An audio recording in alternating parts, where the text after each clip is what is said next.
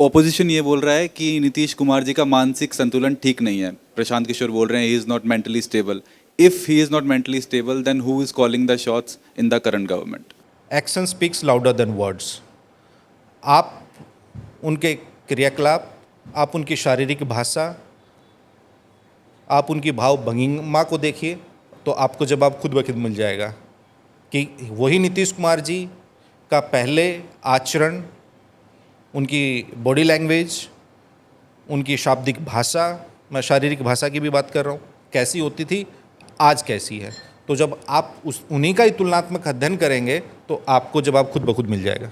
तो जब कैंपेन होगा, जब पार्टीज़ कैंपेन करने लगेंगी, तो क्या आप इस बात को उठाएंगे कि नीतीश कुमार जो हैं उनकी he is not capable of running a government? देखिए, हमारे नेता आदरणीय तेजस्वी जी 18 महीने उनके साथ काम किए। हाँ।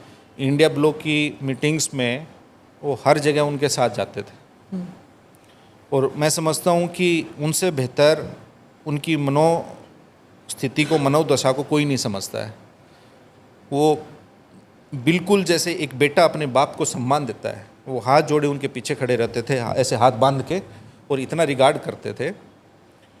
और लोकसभा चुनाव में भी आपने देखा होगा, गठबंधन सरकार 28 जनवरी को जब गई तो मुझे स्मरण है कि पहली प्रतिक्रिया तेजस्वी जी ने आप ही के चैनल एजेंसी को दी थी, ANI को बुला के। उसमें उन्होंने कहा कि नीतीश जी का मैं सम्मान करता था, आज वो उधर चले गए तो इसका मतलब ये नहीं कि मैं उनका सम्मान करना बंद कर दूंगा।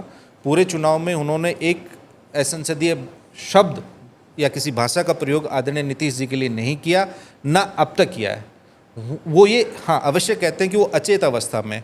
वो क्यों कहते हैं? वो इसलिए कहते हैं कि जो सरकार के नीतिगत निर्णय हैं, जो सरकार की जैसे नीतियाँ बन रही हैं, सरकार की तरफ से जैसे निर्णय लिए जा रहे हैं, क्योंकि वो Tejashwi ji has been a part of system, so he knows is better कि इसमें ये निर्णय या ये पॉलिसी मेकिंग नीतीश जी की नहीं हो सकती, इसलिए वो कहते हैं कि अचेत अवस्था में है।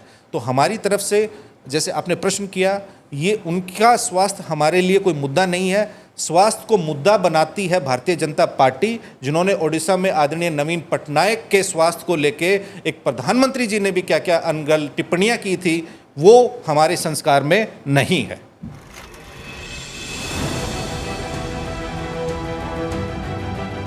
नमस्ते, जय Hind. you're watching ANI podcast with Smita प्रकाश। अगर हम उसको मस्जिद कहेंगे तो फिर विवाद होगा। इशू इस टूटा है क्या भारत? 400 पार का मतलब ये है कि संविधान खतरे में है। क्या हम लोग ये निर्देश देते हैं कि फला को गिरफ्तार करके जेल डाल दें? वही तो कह रहे हैं सब। ये बेबुनियाद निराधार आरोप। सच्चा सुनना चाहो देखो स्मिता प्रकाश ANI, it does not lie।